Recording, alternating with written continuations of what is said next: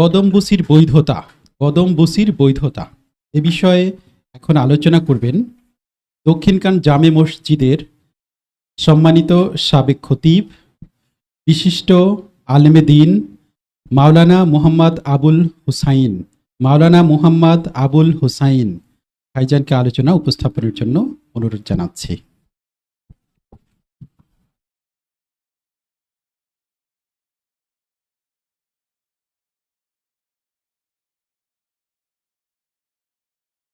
আসসালামু আলাইকুম রহমতুল্লাহ।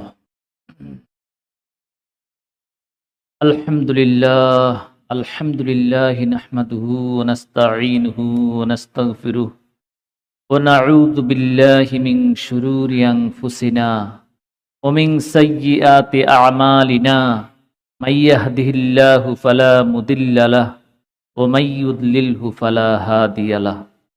فقد قال الله تعالى في كلامه المجيد والفرقانه الحميد أعوذ بالله من الشيطان الرجيم إن الله وملائكته يصلون على النبي يا أيها الذين آمنوا صلوا عليه وسلموا تسليما اللهم صل على مولانا محمد وعلى آل سيدنا مولانا محمد اللهم صل على سيدنا مولانا محمد وعلى آل سيدنا।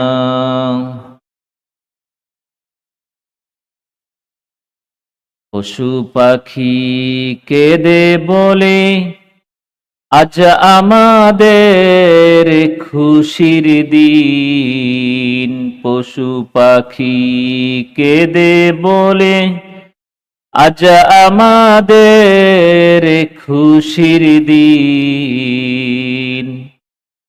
এই দরাতে তশরিফ আনলেন রহমাতুল লিল আলামিন। আল্লাহুম্মা সাল্লি আলা মাওলানা মুহাম্মাদ ওয়া আলা আলি মাওলানা। বিসমিল্লাহির রহমানির রহিম। সাইয়্যিদুল কাওনাইন ওয়াস সাকালাইন রাহমাতুল লিল আলামিন রুহুল কায়নাত নবিউল আম্বিয়া ওয়াল মুরসালিন রাসূল করিম রউফুর রহিম নূরে মুজাসসাম সাল্লাল্লাহু আলাইহি ওয়াসাল্লামের দরাদামে নুরানি আগমন উপলক্ষে পহেলা রবিউল আউয়াল থেকে 12ই রবিউল আউয়াল পর্যন্ত মোট 12 দিন ব্যাপী পবিত্র ঈদে মিলাদুন নবী সাল্লাল্লাহু আলাইহি ওয়াসাল্লামের আজ 7ম দিনে সদরে মাহফিল হাফিজাহুল্লাহ মুর্শিদুল মুকাররম হাফিজাহুল্লাহ তাআলা নূরপুর দরবার শরীফে উপস্থিত আমার আম্মাজানের সামনে খালেকা বোনগণ, খালেক ভাইগণ 5 তলা 6 তলা 7 তলায় উপস্থিত আছেন এবং দেশে বিদেশে যারা আমাদের এই অনুষ্ঠান শুনছেন সকলের প্রতি সালাম। আসসালামু আলাইকুম ওয়া রাহমাতুল্লাহি ওয়া বারাকাতুহু। সম্মানিত সালেক সালেকা ভাই বোনেরা, আমরা জেনেছি যে কদমবুসি আলোচনা সম্পর্কে। সম্মানিত উপস্থিতি, এই বর্তমান প্রেক্ষাপটে ইসলামের এই ক্রান্তি লগ্নে কদমবুসি এমনই এক জটিল বিষয়, যা সুন্নত হওয়া সত্ত্বেও কতিপয় আলেমদের প্ররোচনায়, প্রচারণায় এই সুন্দর একটি সুন্নত আজ বেদাত অথবা শিরকে পরিণত হয়েছে। বলি নাউজুবিল্লাহ। অথচ সেই 1400 বছর আগে মুহাম্মদুর রাসূলুল্লাহ সাল্লাল্লাহু আলাইহি ওয়াসাল্লামের সমস্ত সাহাবায়ে কেরামগণ রাসূল সাল্লাল্লাহু আলাইহি ওয়াসাল্লামের কদমবুসি করেছেন। একজন বিশিষ্ট সাহাবীকে আরেকজন বিশিষ্ট সাহাবী হওয়া সত্ত্বেও কদমবুসি করেছেন। সন্তানেরা তাদের পিতামাতাকে কদমবুসি করেছেন। ছোট ভাই বড় ভাইকে কদমবুসি করেছেন। এইভাবে পর্যায়ক্রমে সমস্ত সাহাবায়ে কেরামের সেই সুন্নতে সাহাবা থেকে শুরু করে, যেটা সুন্নতে সাহাবা হওয়া সত্ত্বেও যুগ যুগ ধরে এই সুন্নত মুসলিম সমাজে চালু ছিল, বিরাজমান ছিল, আজ ইসলামের ক্রান্তি লগ্নে কিছু দুষ্ট প্রকৃতির আলেমদের প্রচারণায় এরকম সুন্দর একটি সুন্নত আজ বেদাত অথবা শিরকে পরিণত হয়েছে। বলি নাউজুবিল্লাহ। তারা এই সুন্নতটিকে অপপ্রচার করে মানুষদের থেকে তারা স্বীকারোক্তি আদায় করে এটা কি ইসলাম থেকে দূরীভূত করার জন্য উঠে পড়ে লেগেছে। আর মানুষকে, মুসলিম সমাজকে এই কদমবুসি থেকে দূরে সরানোর কারণে আজ মানুষের মধ্যে হিংসা, হানাহানি, অশ্রদ্ধা, তারপর অবহেলা, সন্তানেরা পিতামাতাকে না মানা, শ্রদ্ধা না করার কারণে পরিণত হয়েছে। একটা মানুষ অন্য একটা মানুষকে, একটা মুসলমানকে যখন তার হাত এবং পায়ে চুমা দেয়, তখন স্বাভাবিকভাবেই যাকে সম্মান করা হলো, যাকে কদমবুসি করা হলো, যার পায়ে চুমা দেওয়া হলো, তার ভিতর থেকে একটা দোয়াস, কি ঠিক কিনা? একটা দোয়াস, অন্তর থেকে একটা দোয়াস, এটা হাত তুলে দোয়া না, অন্তর থেকে একটা দোয়াস তখন মুখ দিয়ে বলে আল্লাহ তোমাকে ভালো করুন, কমপক্ষে এই কথাটুকু বলে, তাই না? এবং যে কদমবুসি করলো তার ভিতরেও ইসলামের একটা শ্রদ্ধা বোধ আগে থেকেই তৈরি হলো। তৈরি হওয়ার পরে সে আরেকজনকে যখন এটা শ্রদ্ধা করলো, তখন এটা যদি অন্য কোনো ব্যক্তি দেখে, দেখার পরে তার ভিতরেও এটা করার জন্য উদ্বুদ্ধ হয় যে আমিও আরেকজনকে কদমবুসি করব। সন্তান যখন পিতাকে কদমবুসি করে, পায়ে চুমা দেয়, তখন সেই সন্তান আর পিতার মধ্যে একটা সুন্দর ভাব তৈরি হয়, কি ঠিক কিনা? ওই সন্তান আর কখনো পিতামাতার সাথে বেয়াদবি করবে না।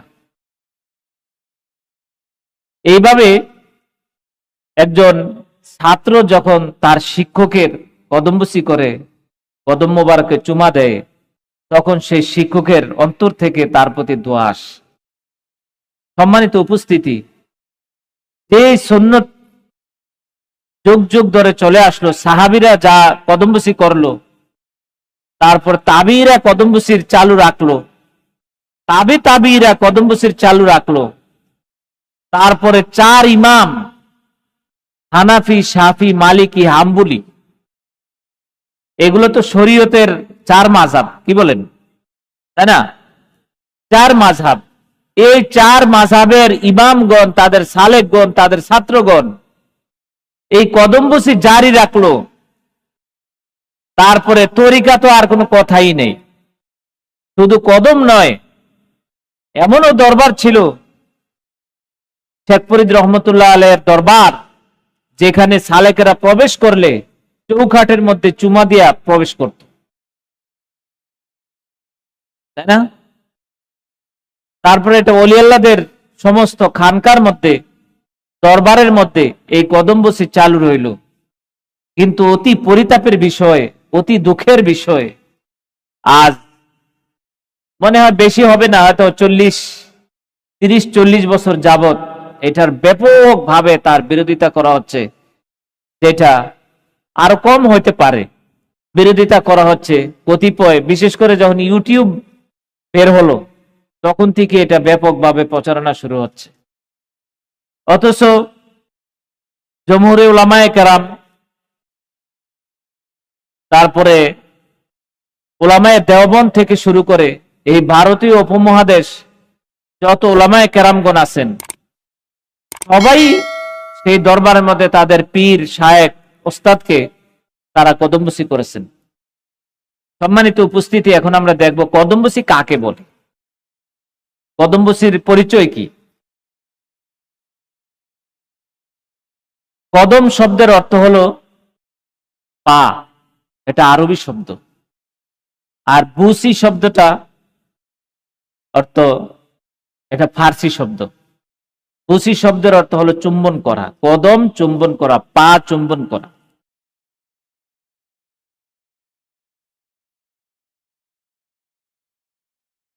আমি প্রথমে একটি দলিল উপস্থাপন করছি।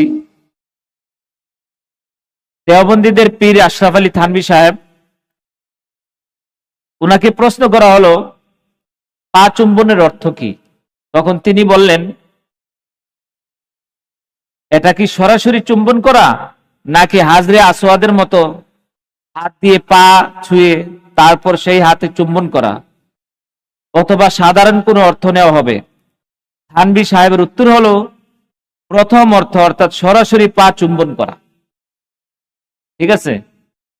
ভারতীয় উপমহাদেশের মধ্যে একজন নাম করা আলেম আশরাফ আলী থানভী, কি বলেন, তিনি নিজেই ফতোয়া দিলেন যে কদমবুসি হলো ঠোঁট দিয়ে সরাসরি পায়ের মধ্যে চুম্বন করা, এটাই তো কদমবুসি। এটা কি জায়েজ না না জায়েজ? আশরাফ আলী থানভী তিনি জবাব দিলেন, এটা অবশ্যই জায়েজ।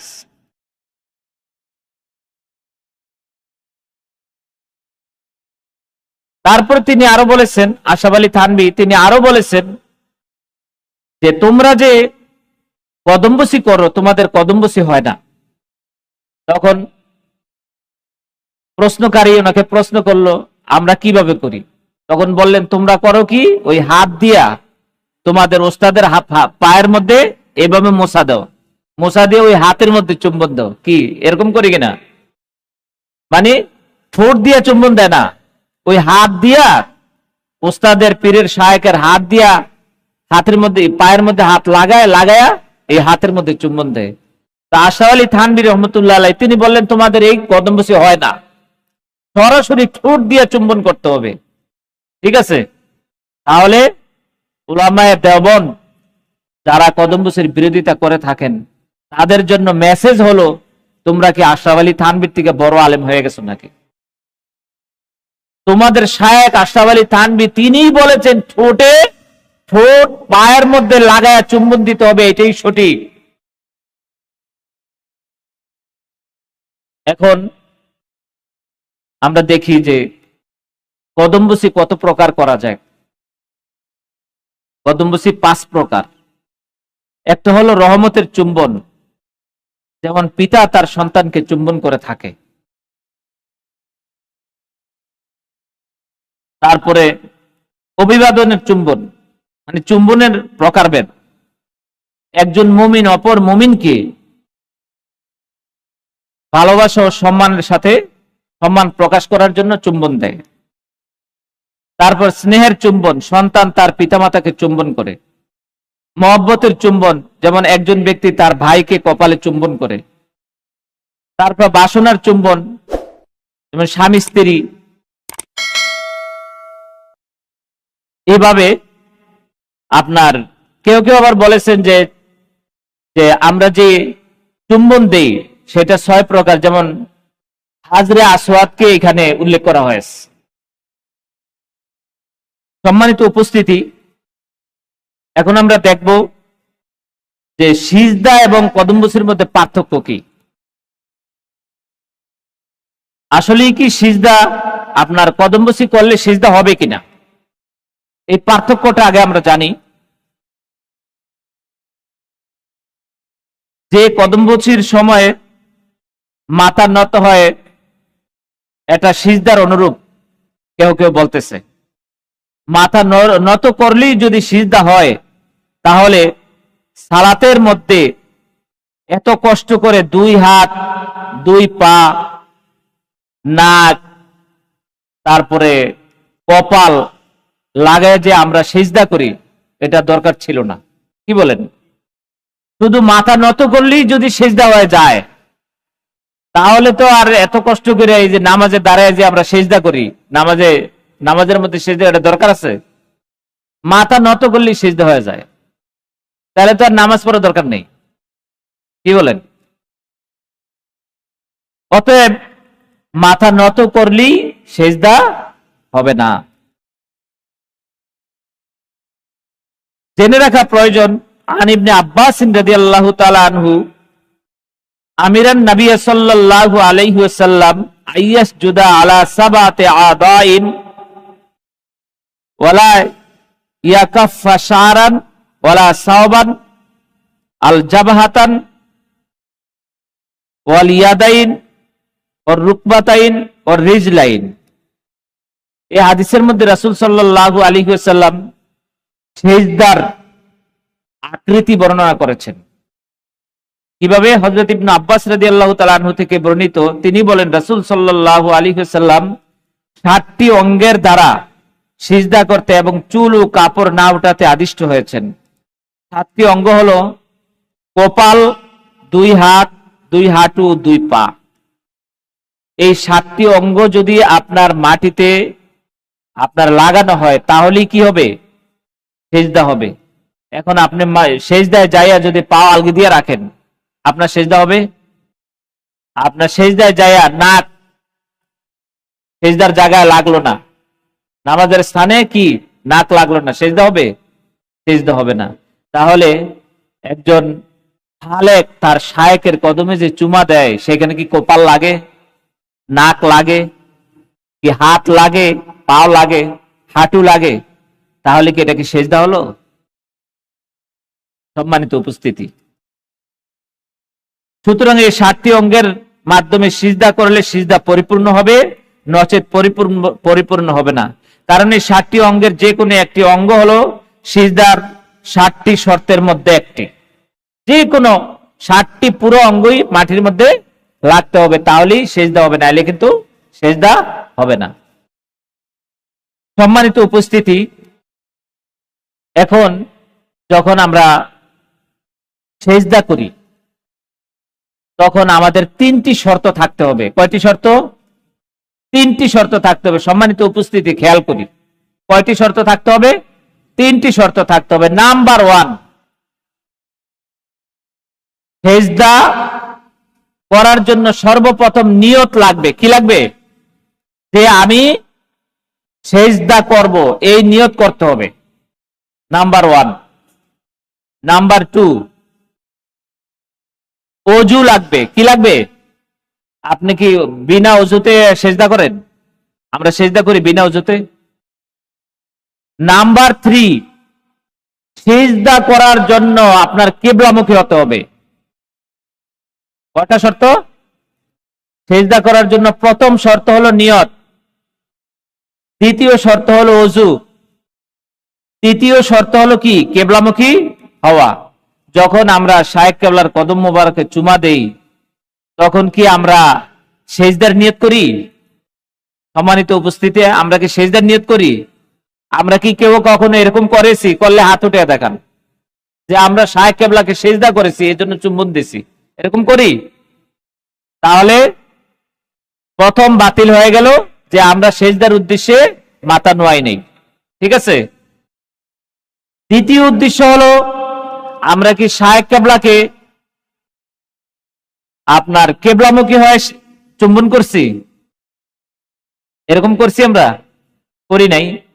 হ্যাঁ, আমাদের অজু থাকে, কিন্তু সেই অজু তো সেজদার উদ্দেশ্যে আমরা আমরা কদমবসি আমরা করব শায়েকের যাইয়া, আমাদের ওস্তাদকে যে, পিতামাতাকে যে আমরা সেজদার উদ্দেশ্যে, মানে কদমবসির মাধ্যমে সেজদা হবে, সেই উদ্দেশ্যে কি আমরা অজু করছি? করিনি। অতএব কদমবসি আর সেজদা কি এক নয়। এখন আমি হাদিস শরীফ দ্বারা প্রমাণ করব যে রাসূল সাল্লাল্লাহু আলাইহি ওয়াসাল্লামের সাহাবীরা আল্লাহর রাসূল সাল্লাল্লাহু আলাইহি ওয়াসাল্লামকে চুম্বন করেছেন কিনা, কদমে চুমা দিয়েছেন কিনা, আর কিভাবে দিয়েছেন সেটাও আমরা প্রমাণ করব। সম্মানিত উপস্থিতি, হাদ্দাসানি উম্মু আবান বিনতুল ওয়াজি' ইবনে জারি আন জাদ্দিহা জারি'in রাদিয়াল্লাহু তাআলা আনহু ওয়া কানা ফি ওয়াফদি আব্দুল কাইস ক্বালা লাম্মা কাদিমনাল মাদিনাতা ফাজআলনা নাতাবাদিরু মিন রাওয়াহিলিনা ফাকাব্বালা ইয়াদা রাসূলুল্লাহ সাল্লাল্লাহু আলাইহি ওয়াসাল্লাম ওয়া রিজলাহু। এই হাদিসের মধ্যে হযরত উম্মু আবান বিনতু ওয়াজি রাদিয়াল্লাহু তাআলা আনহু থেকে বর্ণিত, তার দাদা জারি রাদিয়াল্লাহু তাআলা আনহা থেকে বর্ণনা করেন। জারি রাদিয়াল্লাহু তাআলা আনহু আব্দুল কায়েস গোত্রের প্রতিনিধি ছিলেন। তিনি বলেন, যখন আমরা মদিনায় আগমন করলাম, দ্রুত গতিতে হাওয়ারি থেকে নামলাম। তিনি বলেন, হযরত জারি রাদিয়াল্লাহু তাআলা আনহু বলেন, আমরা রাসূলুল্লাহ সাল্লাল্লাহু আলাইহি ওয়াসাল্লামের হাত মোবারক এবং পা মোবারকে চুম্বন করলাম। বলি সুবহানাল্লাহ। হযরত জারি রাদিয়াল্লাহু তাআলা আনহু কি করলেন? ওট থেকে, সাওয়ারি থেকে নামলেন। নামার পরে তিনি রাসূল সাল্লাল্লাহু আলাইহি ওয়াসাল্লাম, তিনি সহ, তার মানে প্রতিনিধি পুরা দল, একটা প্রতিনিধি দলের মধ্যে কি একজন দুজন থাকে নাকি লোক? বহু লোক। ওনারা আয়েশা রাসূল সাল্লাল্লাহু আলাইহি ওয়াসাল্লামের হাত মোবারক এবং পা মোবারকের মধ্যে কি করলেন? চুমা দিলেন। এখন কথা হলো, ওনারা যে চুমা দিলেন, ওনারা কি বলেছেন যে ইয়া রাসূলুল্লাহ, আপনি পা আমাদের একবারে মাথার এই নাক বরাবর উঠান? হ্যাঁ, ওনারা কি বলেছেন ইয়া রাসূলুল্লাহ, আপনি পা এইভাবে আলগি দেন, একবারে নাক বরাবর উঠান, উঠানোর পরে আমরা আপনার কদমে চুমা দেই? কারণ যদি আমরা আপনার কদম তো জমির মধ্যে, আমরা যদি নুই তাহলে তো আমাকে সেজদা হয়ে যাইব। এটা কি বলেছেন? এই হাদিসটি বর্ণনা করা হয়েছে 30টা কিতাবের মধ্যে। কয়টা কিতাব? 30টি কিতাবের মধ্যে এই হাদিসটা আছে। ইমাম আবু দাউদ শরীফে এই হাদিস, হাদিস নং কত? 5225। আবু দাউদ শরীফ, এটা কি সিয়াসিত্তার একটা কিতাব কিনা বলেন? সহিহ মুসলিম, বুখারী, তিরমিজি, আবু দাউদ, ইবনু মাজাহ, নাসাই। বলি সুবহান। কয়টা কিতাব? 6টা। এই 6 কিতাবের পরেও আরো শত শত হাদিসের কিতাব আছে। কি মধ্যে হুজুর? এখন আপনাদের কাছে আমার প্রশ্ন রইল যে যারা কদমবসিকে শিরক বলে, তারা আবু দাউদ শরীফকে অস্বীকার করে কিনা? অস্বীকার করে কিনা? তাহলে সহিহ হাদিস অস্বীকার করলে ঈমান থাকে না যায়?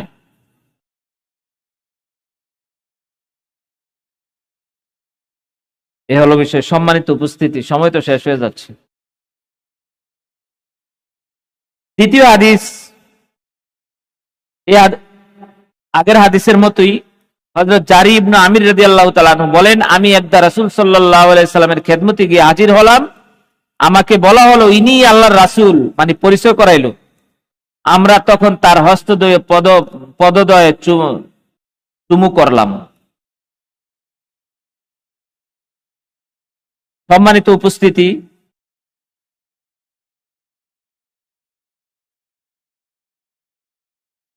তৃতীয় নম্বর হাদিস হলো ইমাম তিরমিজি রহমতুল্লাহ আলাইহি, আগেরটা ছিল কি আবু দাউদ, এখন আসেন আরবি আবারত পড়তে গেলে সময়ের ব্যাপার।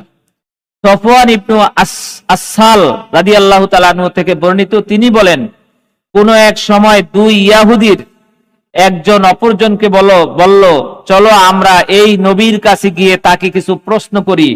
অপরজন বলল, তাকে নবী বলো না, কেননা তিনি যদি এটা শুনে ফেলে যে তুমি তাকে নবী বলছো, তার চোখ একেবারে উজ্জ্বল হয়ে উঠবে। তারা উভয়ে তার নিকটে এসে তাকে আল্লাহ তাআলার নিম্নোক্ত বাণী প্রসঙ্গে প্রশ্ন করলো, আমি মুসাকে 9টি নিদর্শন দান করেছিলাম, এই সম্পর্কে।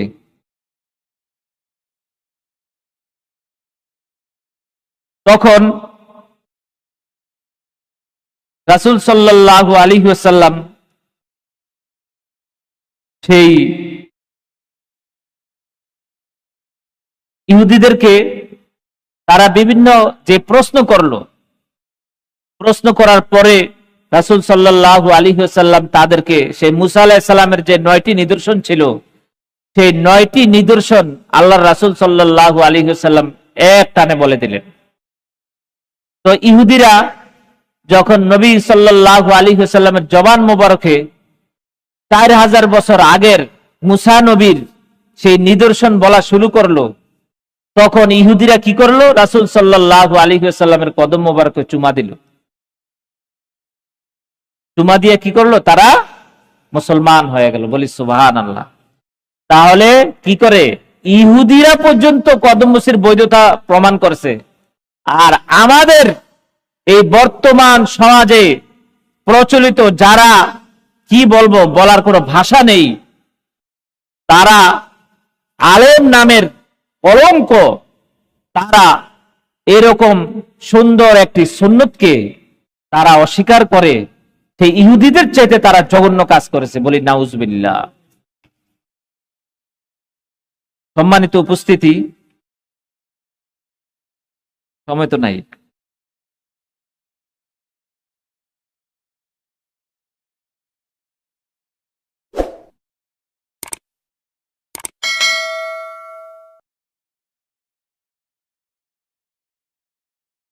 সম্মানিত উপস্থিতি, আমরা এখন দেখব যে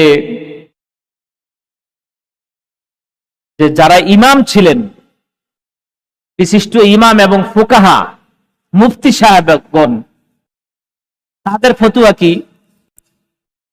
আবু আব্দুল্লাহ হাকিম নিশাপুরী রহমতুল্লাহ আলাইহি বলেন, আমার নিকট আবু নাসর আহমদ ইবনু মুহাম্মদ আল ওয়াররাক বর্ণনা করেন, আমি আবু হামিদ আহমদ ইবনু হামদুন আল কাসারকে বলতে শুনেছি, তিনি বলেন, আমি মুসলিম ইবনু হাজ্জাজ, মানে মুসলিম শরীফের যিনি মুসান্নাফ,